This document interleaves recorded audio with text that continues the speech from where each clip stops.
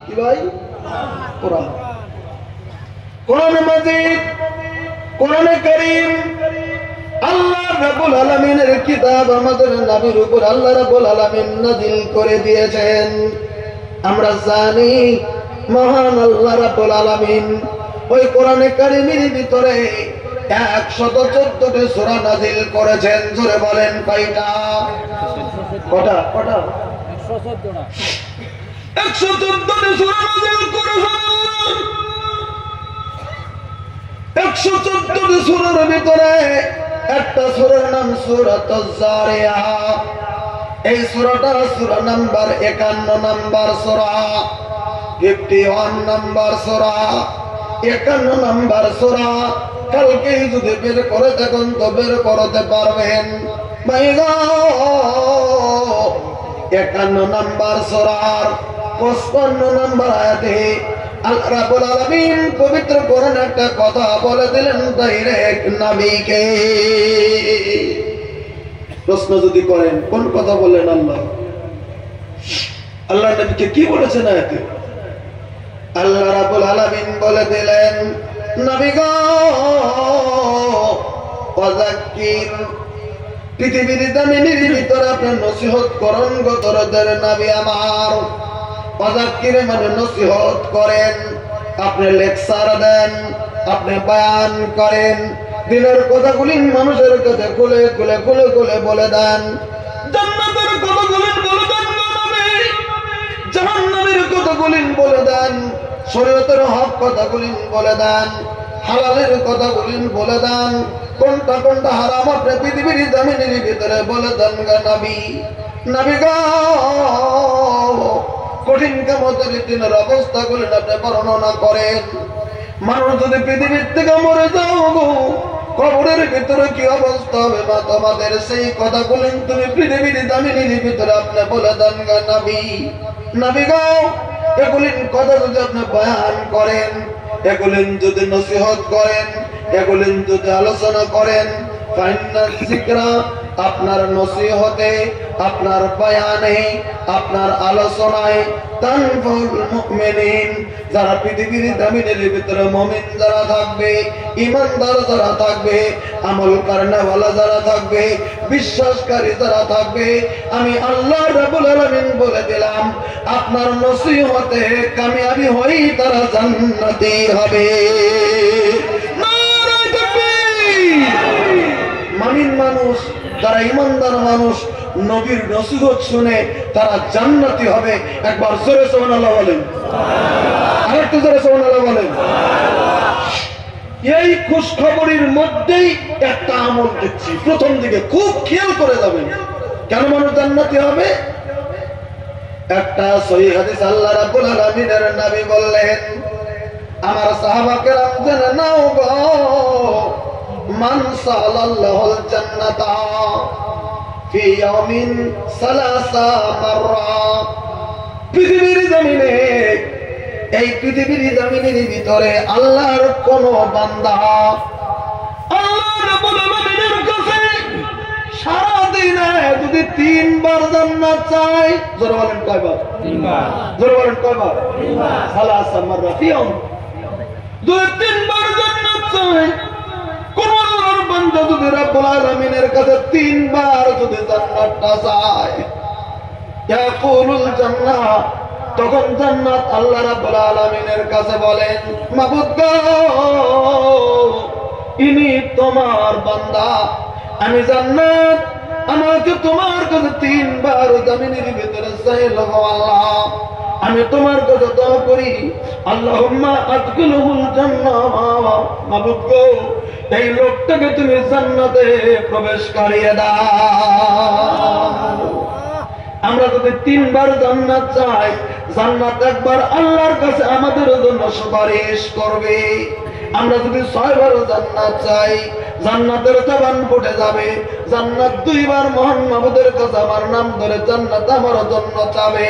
আমরা যদি 9 বার জান্নাত চাই, জান্নাতের জবান ফুটে যাবে, জান্নাত 3 বার আমার জন্য আল্লাহ তাআলার কাছে জান্নাত চাবে। প্রতি 3 বারে একবার করে জান্নাতের জবান ফুটে যাইয়া যে ব্যক্তি জান্নাত চাবে, ওই ব্যক্তির জন্য আল্লাহ রাব্বুল আলামিনের কাছে জান্নাত চাবে। একটা বার করে সুবহানাল্লাহ কোন ঠিক হয়ে গেল। এবার ওই বান্দা যদি আল্লাহর নবী বলেন, এবার কোন বান্দা যদি পৃথিবীর কোন মানুষ জাহান্নাম থেকে মুক্তির জন্য আল্লাহ রাব্বুল আলামিনের কাছে যদি 3 বার যদি মুক্তি চায়, কবার মুক্তি চায়? যদি 3 বার যখন মুক্তি চাওয়া হয়ে যাবে, আল্লাহ রাব্বুল আলামিনের নবী বলেন সঙ্গে সঙ্গে জাহান্নামের জবানটা, পৃথিবীর জাহান্নামের জবানটা তখন ফুটে যায়।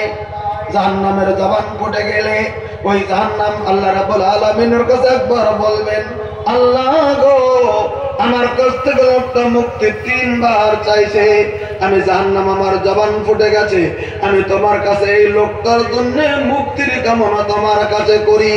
প্রতি 3 বার মুক্তির কামনা চাইলে জাহান্নামের তরফ, জাহান্নামের জবান দিয়ে একবার করে জাহান্নামের আগুনের মুক্তির দোয়া আল্লাহ রাব্বুল আলামিনের কাছে একবার করে দেয়। জোরে বলেন সুবহানাল্লাহ। এরকম করে প্রতি 3 বারে একবার। এবার যদি আপনারা মনে মনে প্রশ্ন করেন তাহলে জান্নাত কেমন করে যাবো, আমাদের বিশ্বনবী সেটাও শিখিয়ে দিয়ে গেছেন। শেখের কাছে জিজ্ঞাসা করে দেখেন, আল্লাহর নবী বলেন সাহাবীরা, আল্লাহর কাছে যদি জান্নাত চাও, কোন দরজার জান্নাতটা চাইও না, একবারে আল্লাহ দরজার জান্নাত চেয়ে নাও। জোরে বলেন সুবহানাল্লাহ। আল্লাহ রাব্বুল আলামিন যত জান্নাত বানিয়েছেন, সবথেকে উত্তম জান্নাত, ওই জান্নাতের নাম হলো জান্নাতুল ফেরদাউস। নবী বলেন সাহাবীরা, আল্লাহর কাছে যদি জান্নাত চাও, জান্নাতুল ফেরদাউস তোমরা চাও পৃথিবীর জমিনে, তাহলে কেমন করে চাইবেন? আল্লাহর নবী দোয়া শিক্ষা দিলেন, তোমরা আল্লাহর কাছে যাও, আল্লাহুম্মা ইন্নী আসআলুকা জান্নাতুল ফেরদাউস, আল্লাহুম্মা ইন্নী আসআলুকা জান্নাতুল ফেরদাউস, আল্লাহুম্মা ইন্নী আসআলুকা জান্নাতুল ফেরদাউস। এই দোয়াটা যখন 3 বার বলবেন পৃথিবীর জমিনে, সঙ্গে সঙ্গে ওই জান্নাতুল ফেরদাউস একবার আমার জন্য আল্লাহর দরবারে সুপারিশ করবে। সুবহানাল্লাহ কবেন না?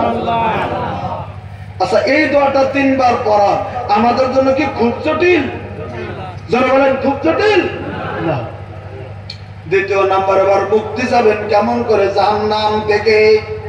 আল্লাহ রাব্বুল আলামিনের নবী দোয়া শিক্ষা দিয়ে দিলেন, সাহাবীরা রে, আমি নবী তোমাদেরকে দোয়া শিক্ষা দিয়ে দিলাম বলে কি তোমরা জাহান্নাম থেকে মুক্তির জন্য এই দোয়াটা তোমরা পড়ো, আল্লাহুম্মা আজিরনি মিনান নার, আল্লাহুম্মা আজিরনি মিনান নার, আল্লাহুম্মা আজিরনি মিনান নার। যখন 3 বার বলবেন আপনি এই দোয়াটা, সঙ্গে সঙ্গে জাহান্নামের জবান ফুটে যাবে। ওই জাহান্নাম আল্লাহ রাব্বুল আলামিনের কাছে বলবে, আল্লাহ, তোমার বান্দা আমার কাছ থেকে মুক্ত কামনা চাইছে তোমার কাছে, তুমি ওই লোকটাকে পৃথিবীর জমিন যে বারবার করে বলছে, আল্লাহ তুমি লোকটাকে জাহান্নাম থেকে তুমি মুক্তি দান করে দাও। জাহান্নাম আমাদের জন্য আল্লাহর কাছে মুক্তি কামনা করবে যদি আমরা 3 বার জাহান্নাম থেকে মুক্তির জন্য চাই, আল্লাহুম্মা আজিরনি মিনান নার। খুব কঠিন নয়, ছোট্ট ছোট্ট আমল দিয়ে কঠিন কিয়ামতের দিন মানুষ জান্নাতের দিকে এগিয়ে যাবে।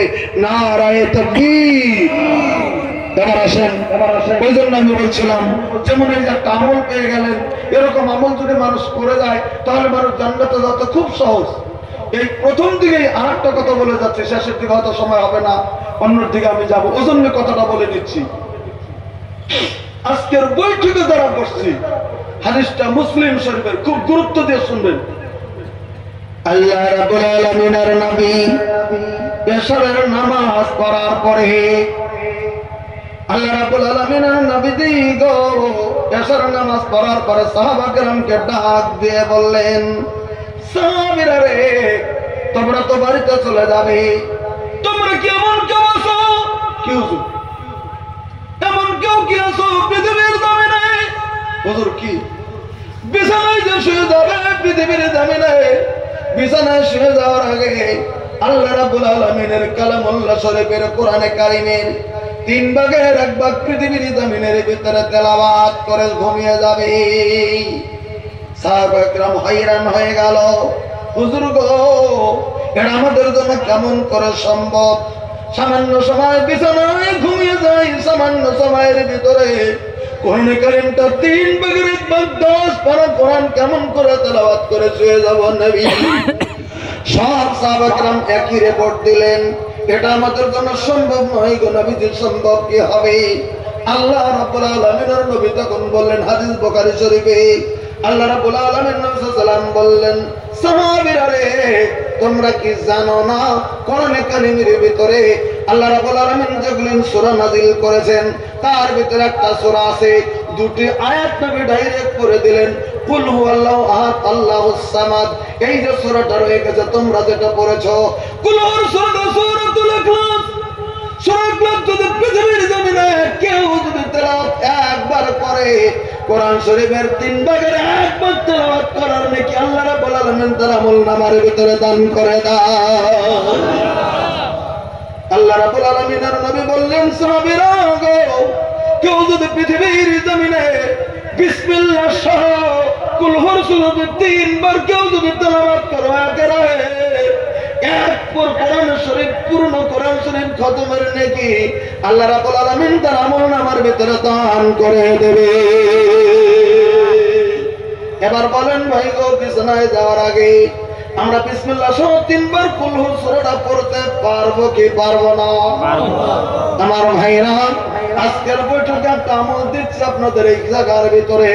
আমি বলি না প্রত্যেকটা রাত্রে বলবেন, বলবো না প্রত্যেকটা সপ্তাহে পড়বেন, অন্তত মাসে যদি মনে মনে মনে মনে যদি ভাবি বাবুদকে তুমি কোরআনে কারীম দিয়েছো, তোমার কোরআনে কারীমটা দিনে রাত্রে একবার খতম করার জন্য চেষ্টা করব, অন্তত নেকিটা নিয়ে নেব।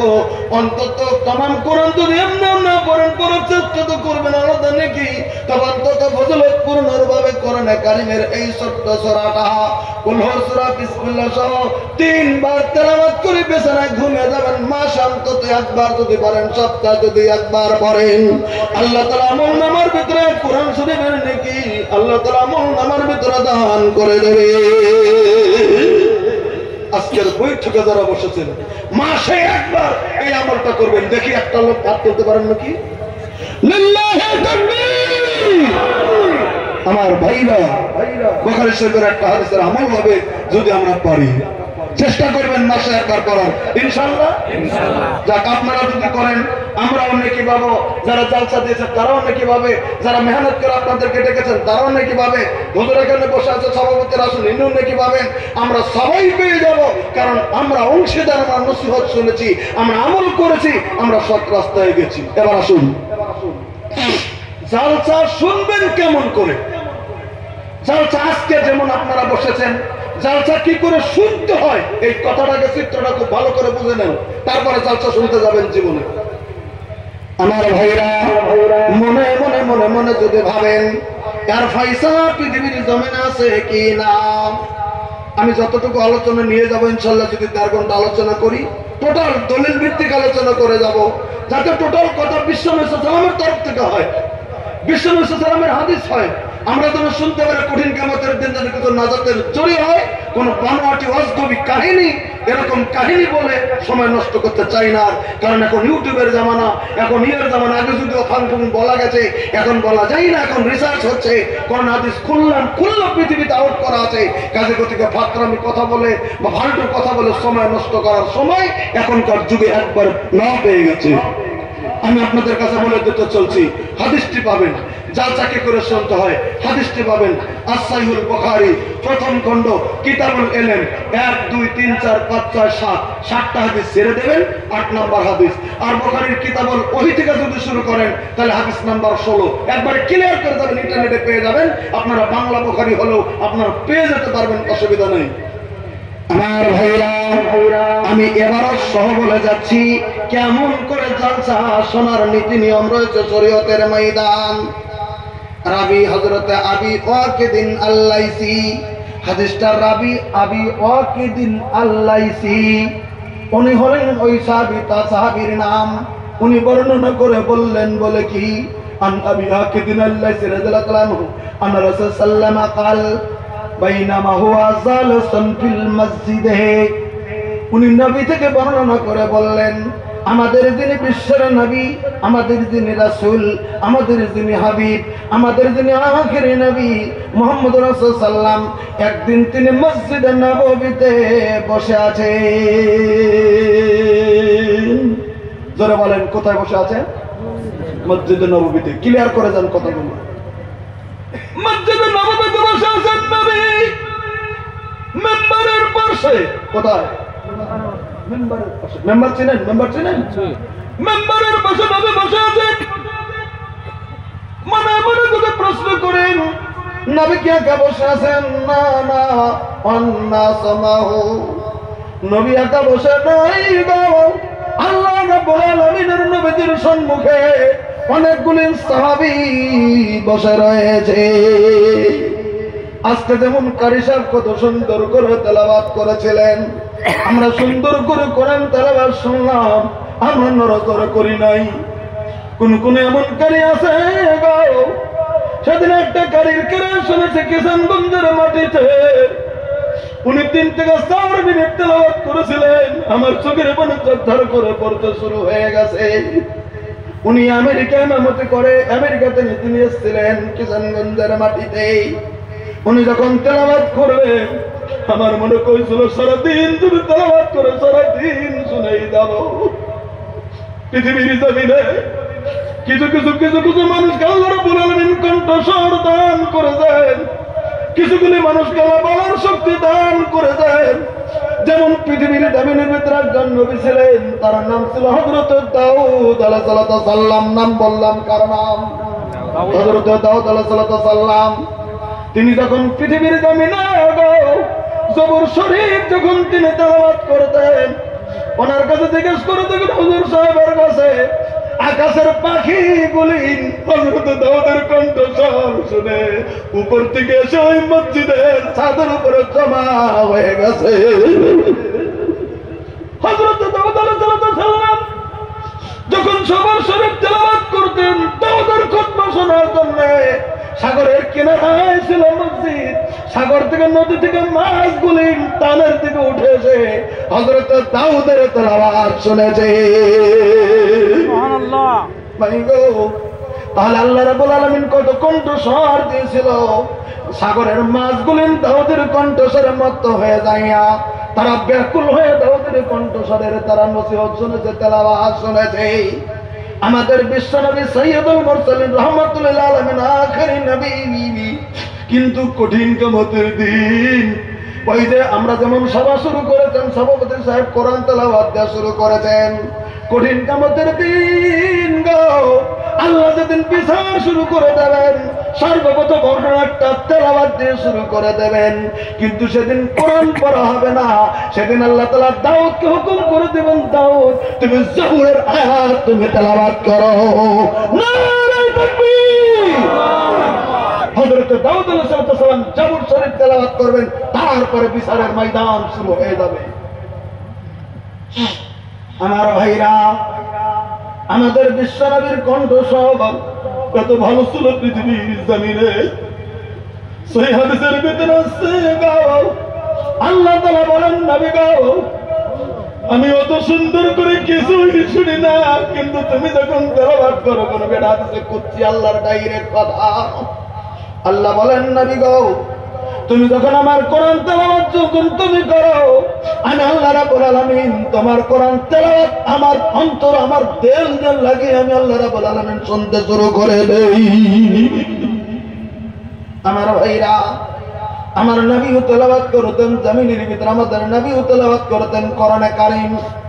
আজকে শোনার জন্য আমরা মত্ত হই না, দিনের কথার প্রতি মহব্বত করি না, দিনের দিকে আমরা এগিয়ে আসি না। ভাই আমার, জালসা কেমন করে শুনতে হয় বলতেছি, তবে তার আগে কথাটা খুব ভালো করে বলতেছি আপনাদের কাছে। আজকে যারা এসেছি, অনেকজন আসে নাই, তারা বাড়ির ভিতরে শুয়ে আছে, তারা মনে মনে মনে মনে মনে মনে ভাববে জালসায় যাই নাই, ভালোই করেছি, ঘুমটা ক্ষতি করি নাই। কিন্তু জানেন ভাই গো, আজকে ক্লিয়ার করে কথাটা বলে দিচ্ছি, আজকে যারা বসে গেছি জমিনের ভিতরে, আল্লাহ রাব্বুল আলামিন নবী সাল্লাল্লাহু আলাইহি ওয়াসাল্লাম বলেছেন সালাসাতুন লা তারা আয়ুনহুম নার। হাদিস সহিহ হাদিসের ভিতরে বর্ণনা আছে সাওয়াসাতুন মানে তিন, লা তারা মানে দেখবে না, আয়ুনিহিম আর আয়ুন মানে হলো চোখ। তিন কিসিমের চোখের মানুষ জাহান্নাম না দেখে তারা ডাইরেক্ট জান্নাতে ঢুকবে। একবার সুবহানাল্লাহ জোরে কর। কয় কিসিমের চোখের মানুষ বললাম? তিন। সালাসাতুন, তিন কিসিম। মনে মনে মনে মনে যদি প্রশ্ন করেন কোন কোন তিন কিসিম, আল্লাহ রাব্বুল আলামিন সাল্লাম বললেন, এক নম্বরে বললেন হারাসাত আইনুন সাবিলিল্লাহ,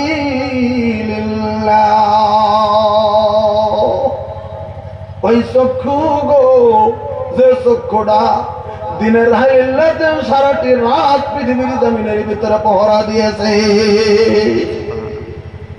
কখন কেমন করে বলেছিলেন আল্লাহ রাব্বুল আলামিনের নবীর যুগে, আমার নবী দাও কোন কোন সময় 200, 300, 400, 500, 700, 1000 সাহাবা কেরাম আল্লাহ রাব্বুল আলামিনের নবী ময়দানে চলে গিয়েছিলেন দিনের মেহনতের জন্য, দিনের তাবলীগের জন্য, বা দ্বীনকে জমিনের ভিতরে রক্ষা করার জন্য, ইসলামকে রক্ষা করার জন্য।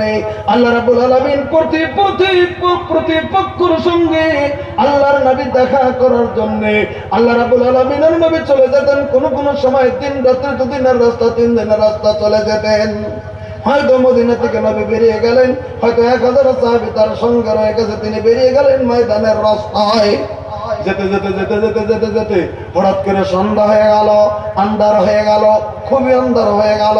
তখন আল্লাহ রাব্বুল আলামিনের নবী বলতেন, সাহাবীরা রে, এবার তো অন্ধকার হয়ে গেল, আর হেঁটে যাওয়া যাবে না, এখন তাম্বুরা টানাও, রাত্রিতে জায়গায় কাটাবো, কালকে সকাল আবার আমরা রওনা হয়ে যাব, দিনের রাস্তার দিকে বেরিয়ে যাব।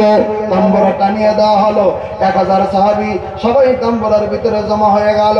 আল্লাহ রাব্বুল আলামিনের নবী তখন বলতেন, আমার সাহাবীরা রে, আমরা তো সবাই ঘুমিয়ে যাব, কি জানি গো আমাদের পশ্চাদাবন করে কোন শত্রুরা যদি লক্ষ্য করে থাকে, আমরা কোথায় রাত্রি কাটাই কি জানি, রাত্রের অন্ধকারে আমাদের প্রতি ক্ষতি করার জন্য হামলা করে দিতে পারে।